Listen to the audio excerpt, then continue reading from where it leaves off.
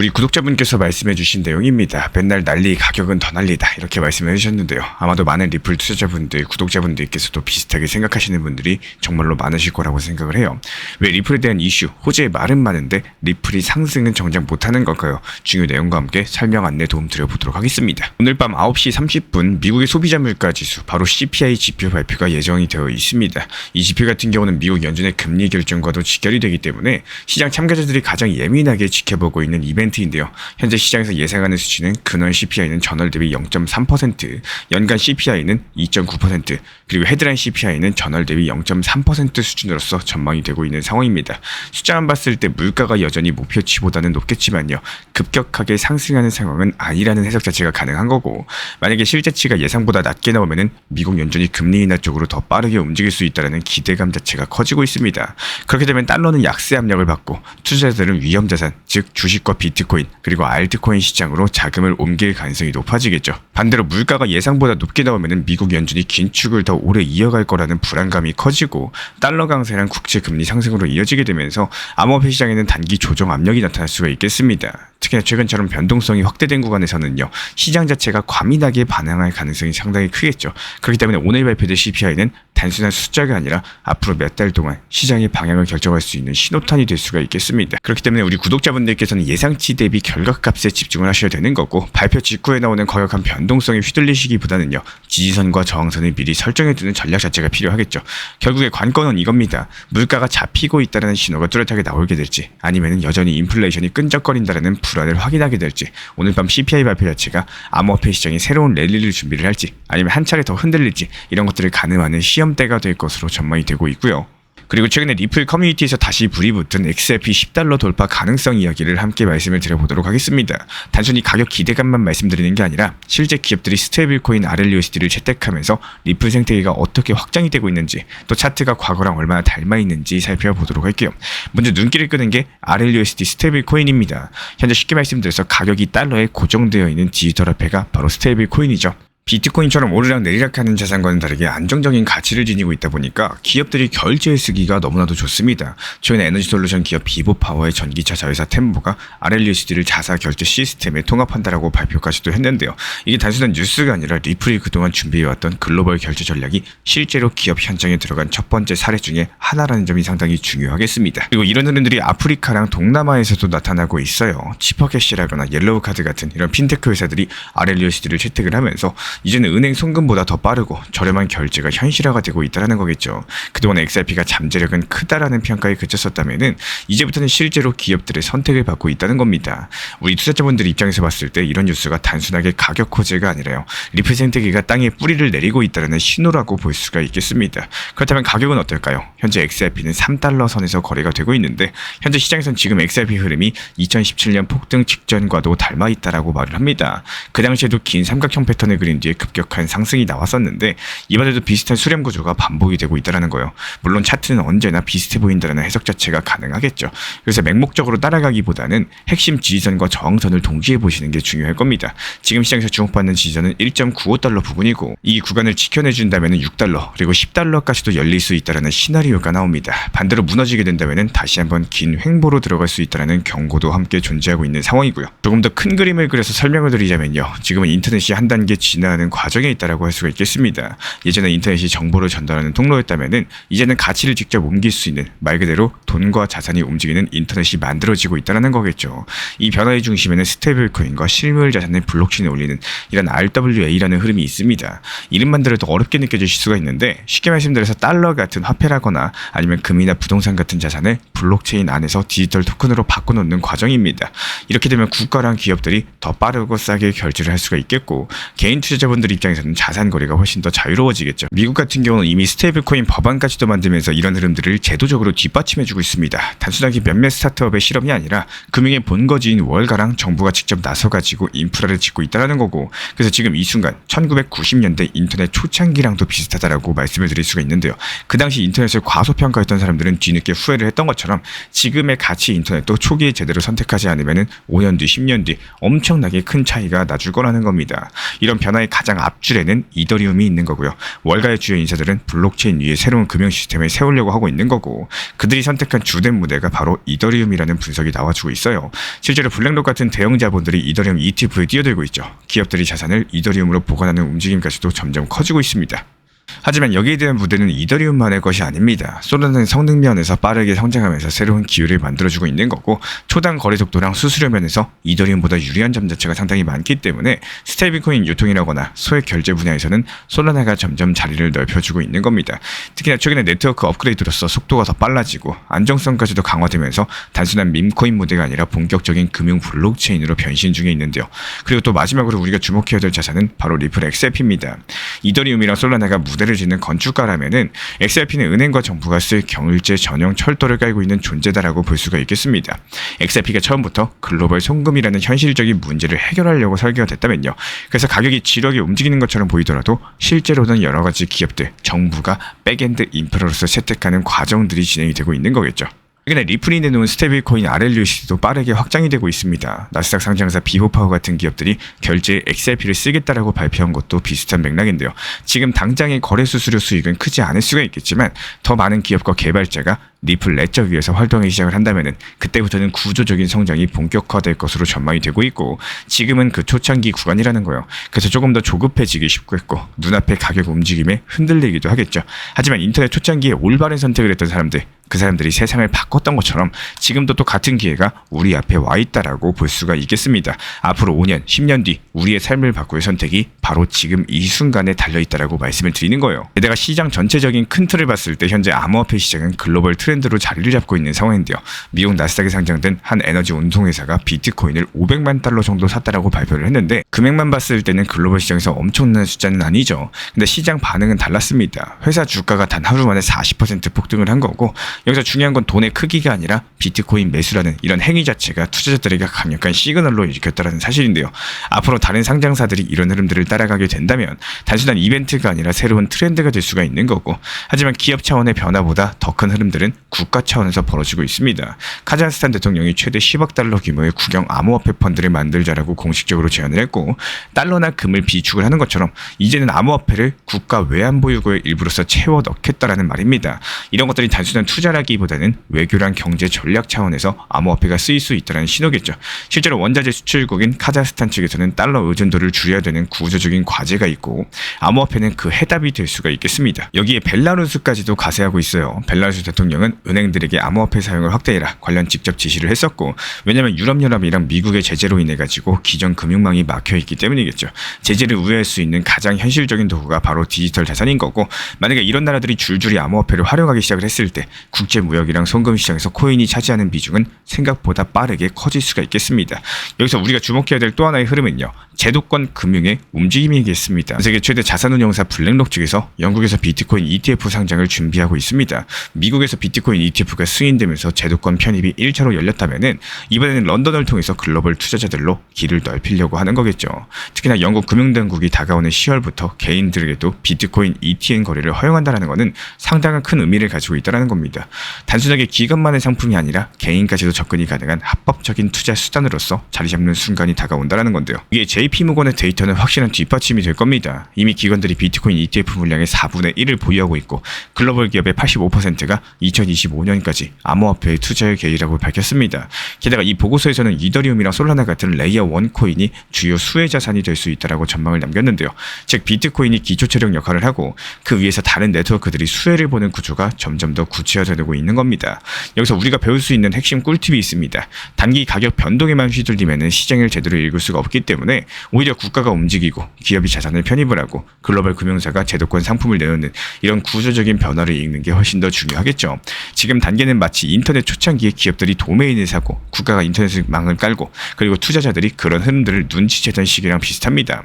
그때 기회를 잡은 사람들은 10년, 20년 뒤 완벽하게 다른 인생을 살게 되었다라는 거예요. 리플에 대해서는 호재다, 이슈다, 전망이 밝다 이런 말들은 넘쳐나는데 정작 가격은 기대만큼 따라오지 않고 있습니다. 여기서 문제가 되는 게 단순하게 호재가 있다는 사실이 아니라 아니라 그 호재의 알맹이가 얼마나 크냐는 건데요. 요즘은 작은 소식 하나만 나와도 과장되게 부풀려지고 이미 온 동네 사람들이 전부 다 아는 호재가 되어버리는 경우가 상당히 많죠. 그러다 보니까 뻔한 호재는 이미 선반영돼서 실제 발표 시점에서는 오히려 상승 동력이 나오기 어려운 게 현실입니다. 때문에 진짜 필요한 거는 시장이 깜짝 놀랄 만한 새로운 호재인데요. 문제는 정보력이 뛰어난 사람들은 이미 그 전에 포지션을 잡아뒀습니다. 그래서 뉴스가 공식화되는 순간 매수가 몰리기보다는 오히려 매도로서 수익 실현을 해버리는 경우가 상당히 많아진 거고, 이게 지금 시장의 냉정한 현실이겠습니다. 결국에 우리가 해야 될 거는 단순하게 호재가 나왔다에 기대는 게 아니라 지금 시장이 어떤 방식으로서 움직이고 있는지를 읽을 줄 아는 눈인데요.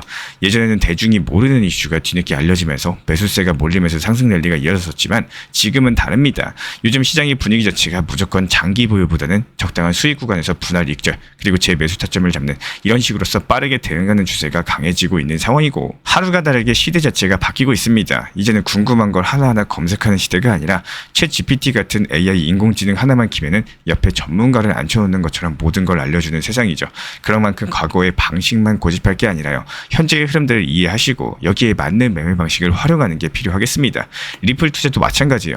언젠간 오를 거야 이렇게 막연한 희망보다는요, 시장의 변화를 읽고 내 방식에 맞는 전략을 세우는 게 지금 이 시점에서 가장 중요한 태도라고 말씀을 드려요. 지금 시점 코인 시장 흐름을 정확하게 정의드리자면요, 비트코인을 보시면 정답이 나옵니다. 차트 볼게요. 빗각 아래에서 힘이 없이 그냥 바닥만 지켜주고 있는 상황이죠. 신규 매수세가 없이 그냥 바닥에서 개인들 물량을 기관이랑 골들이 뺏어가고 있는 상황입니다. 그리고 여기에 대해서는 리플 XRP도 마찬가지예요. 상승할 듯 말 듯 하면서 추가 상승 없이 단순하게 3,900원 선, 4,800원 선 이 박스권 안에서 가격이 등락폭을 보여주고 있는 모습이기 때문에 우리 신사 채널 차원에서 이런 것들 간파하고 있었고, 지난 3,850원 선에서 저점에서 물량 추가 매수했었죠. 추가 비중 늘려놓은 상황입니다. 그리고 실제로 리플 전용 커뮤니티 통해 가지고 1차 신규 분할 매도 타점까지도 미리 공지 들어놓은 상황입니다. 종합적으로 봤을 때 지금 시장은 비트코인 상승보다는 바닥을 다져주면서 개인들 물량을 뺏어가는 모습이고요. 또 단기 수익에 목이 마른 개인들이 비트코인을 매도하고 알트코인 단타 장세가 시작이 되고 있다는 겁니다. 실제로 지금 보시는 차트는 비트코인 도미넌스 지표인데요.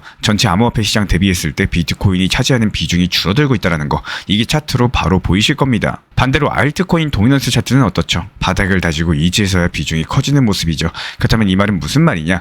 지금부터는 비트코인에 대한 개인들의 물량을 세력들이 가져가기 위해서 본격적인 알트 장세가 나올 거라는 거고, 개인들이 비트코인을 팔고 알트를 사게끔 장세가 연출되고 나서 알트들이 고점까지 상승하면 어떻게 될까요? 다시 비트코인이 상승하기 시작할 것으로 예상을 해볼 수가 있겠죠. 이런 시장 흐름들 미리 간파를 했기 때문에 신사 채널에서 운영하고 있는 단기 타점방 통해서 여러가지 알트코인들로 수익을 내드리고 있는 상황입니다. 특히 지금 시장에서 주목하셔야 되는 거는 이더리움이 꺾였다라고는 하지만요, 그럼에도 불구하고 여전히 강력한 거는 이더리움 계열의 알트코인들입니다. 예를 들어가지고 레이어2 관련된 테마, 여기에서 이더리움 확장성 테마까지 또 겹쳐있거나 아니면 디파이라거나 합성자산과 안정성과 관련된 테마들, 그리고 앞으로 스테이블 코인이 뜰 거기 때문에 여기랑 관련된 테마의 코인들 위주로 현재 시세가 단기적으로 크게 나고 있는 상황이에요. 다만 여기서 주의하셔야 되는 게 반드시 매도 타점이 필요하다는 겁니다. 지금 시장 자체가 40%, 50%, 100%, 200% 이렇게 크게 상승하는 대불작은 아니죠. 짧게 단타로 치고 빠지시면서 그래도 5%, 또 많게는 10% 정도 이렇게 수익 내고 바로바로 매도하셔야지 그 다음 종목 준비가 가능하기 때문에 미리 매도 타점 정해두시고 목표가에 걸어놓고 주무시면은 잠을 자고 일어났는데 수익이 나 있고요. 계좌 잔고가 올라가는 경험들 하게 되실 겁니다. 그리고 한 가지 더 참고하셔야 되는 점은요, 내가 걸어둔 매도 타점이 체결됐다는 것은 무슨 뜻일까요? 시장이 상승했으니까 체결됐다는 뜻인 겁니다. 그렇다면 여기에서의 후속 판단 자체가 상당히 중요한데, 여기서 후속 테마 코인을 다시 매수를 할 건지 아니면은 현금 비중을 보유할지 이 부분을 결정을 하셔야 됩니다. 시장이 추가 상승이 예상된다면은 당연히 후속 매수 타점으로서 바로 진입하셔도 되겠죠.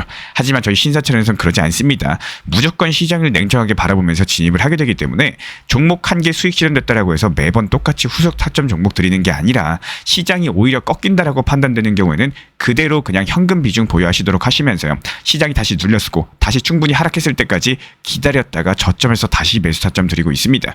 말 그대로 안 봐도 될 손실을 굳이 보실 필요가 없고 그냥 현금 들고 있으면서 기다리기만 하면은 오히려 더 수익이 난다라는 거고, 상승 시작하기 전에 매수하면서 또 하락장 나오기 전에 매도할 수 있도록 실시간 정보 받아보고 싶으신 분들은 현재 보시는 번호로서 문자 신청 주시면은 입장 도움 드리도록 하겠습니다. 현재 제가 안내드리고 있는 정보방 입장에 대해서 관심이 있으신 분들이 최근에 많아지셨습니다. 간단하게 한번 설명드려 보도록 하겠습니다. 먼저 항상 무슨 일이 있어도 업비트, 빗썸, 현물 매매로서만 안내드리고 있기 때문에 원칙 매매를 잘 활용하시는 것들을 추천을 드려요. 이 세 가지 방으로서 안내를 드리고 있는데요. 첫 번째로 가장 구독자분들께서 관심 있어 하시는 리플 전용방입니다. 리플 전용방에서는 말 그대로 리플에 대해서 집중적으로 단기 고점과 저점, 그리고 장기적인 관점에 대한 타점과 리플에 대한 시장 브리핑을 안내드리는 방이고요. 이 리플 전용방에서 안내드리고 있는 정보방 타점으로 단기 고점과 단기 저점에 대한 타점을 활용을 하시되 신경 쓰는 매매가 아니라 목표가에 미리 걸어놓고 미국 시장이 활발한 새벽 시간대 혹은 업무 시간대도 신경 안 쓰면서 수익 실현과 저점 추가 매수 타점을 활용하는 방향으로서 안내 도움 드리고 있어요.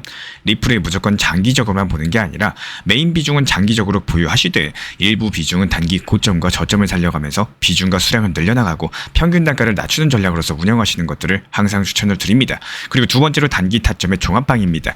리플을 몰빵으로 장기적으로만 보유하다 보면 결국에 시장의 흐름을 놓치게 되기 때문에 적당한 알트코인들을 비중을 활용하시면서 적극적으로 투자 전략으로 살려나가는 게 정말 중요합니다.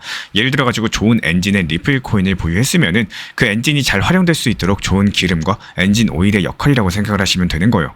안내드리고 있는 단기 타점의 목표 타점, 성향은 말 그대로 단기적으로만 접근하시는 걸 항상 추천을 드리고 있습니다. 간혹 지금 시장이 안 좋은 단기적인 알트코인이 가능하냐 이렇게 생각하시는 분들도 계신데요. 지금 시장에서 단기 타점이 불안하다라고 느끼시거나 알트코인을 공략하는 게 맞나 이렇게 생각하시는 가장 큰 이유 중에 하나는 시장의 테마에 맞는 코인이 아니라 이미 급등이 나왔거나 주목을 받고 있지 못한 코인들을 공략을 하거나 혹은 목표 타점이 비정상적으로 높거나 혹은 순간적으로 움직임이 나올 수 있는 단기 고점의 타점을 찾지 못해서라고 생각을 해요.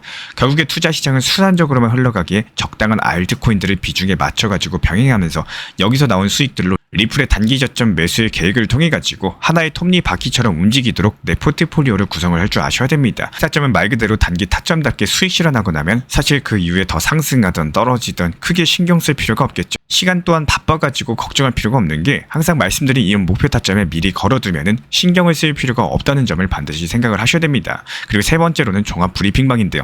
중요할 수 있는 속보, 시장 브리핑에 대한 핵심 내용들을 전달 드리면서 시장이 어떻게 흘러가고 앞으로의 시장이 어떻게 움직일까 이런 중요 핵심 내용 같은 것들을 전달드릴 뿐만 아니라 메이저 코인과 그리고 스윙과 중장기적인 타점에 대해서 안내드리면서 단기적 관점보다는 조금 보유 기간이 있다라고 하더라도 목표 타점 자체를 높게 보는 방향으로서 안내드리고 있는 방입니다. 대표적으로 최근에 도지코인에 대해서도 목표 타점을 높게 276원의 종합 브리핑방에서 타점 안내드리면서 여유롭게 약 5일 정도 보유하면서요. 도지코인이 상승이 연달아 나오고 있을 때 오히려 과감하게 370원의 목표 타점을 안내드렸습니다. 이렇게 상승이 잘 나오고 있을 때는 대부분 여기서 더 오르는 게 아닌가 이렇게 생각을 하시는 분들이 많이 계시겠지만 항상 적당한 고점에서 수익 실현하는 것들을 목표로 잡는 게 정말 중요하다고 말씀을 드려요. 이렇게 세 가지 방 입장 안내드리고 있기 때문에 항상 업비트, 빗썸으로서 현물에 대해서 안내드리고 있습니다. 비중 조절과 원칙 매매를 통해서 일하거나 바쁜 와중에 신경 쓰시는 매매보다는요.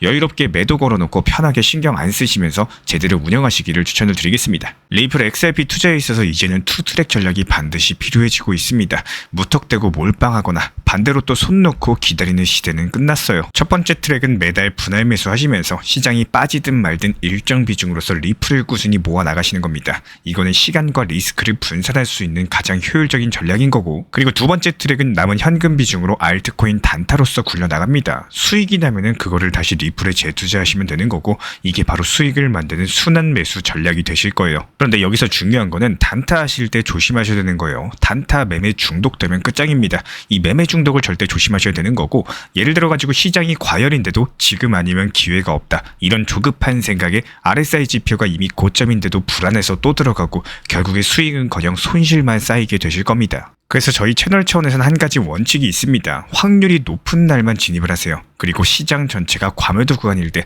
비트코인 기준 RSI가 바닥을 찍을 때, 그때 알트코인 중에서 최근 거래량이 급등한 종목이 과매도의 경우 MACD, 볼린저 밴드, 이동평균선과 일목균형표 참고해서 신중하게 매수 진입 타점 들어갑니다. 그리고 그 외에는 아예 매매를 쉬는 날도 반드시 있어야지 진짜 단타인 거고, 그렇다면 이걸 어떻게 구별할 수 있는지 궁금하실 거예요.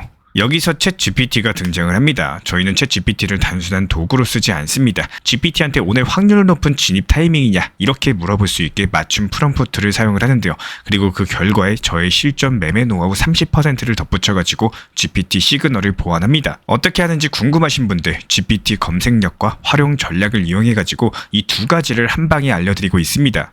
현재 보이시는 번호로서 리플 단타라고 문자 남겨주세요. 지금 이 영상 보신 분들에게만 오픈합니다. 그냥 GPT 쓰는 법이 아니라 투자로 연결되는 GPT 사용법 지금 바로 알려드리도록 하겠습니다. 제가 안내해드리고 있는 코인 신사 채널 멤버십 전용방에 대해서 짧게 설명드려 보도록 하겠습니다. 리플, 암호화폐 시장에 대한 중요한 이슈, 그리고 브리핑이나 시장의 흐름에 대한 전문적인 분석 내용 설명과 함께 차트상의 기술적 분석, 온체인 지표와 투자 심리에 대한 내용들을 같이 안내 도움드리고 있고, 가장 중요한 투자 심리를 컨트롤하기 위해서 포트폴리오의 구성에 대한 노하우, 투자 심리 컨트롤에 대한 내용도 같이 안내드리고 있습니다. 코인 신사 스터디 멤버십 가입하신 분들께서는 아래 번호 혹은 신청 링크 통해서 남겨주시면 제가 연락드리고 있고, 안내 설명과 함께 신사 채널 리플 전용 멤버십 방에도 입장 안내 설명드리고 있습니다.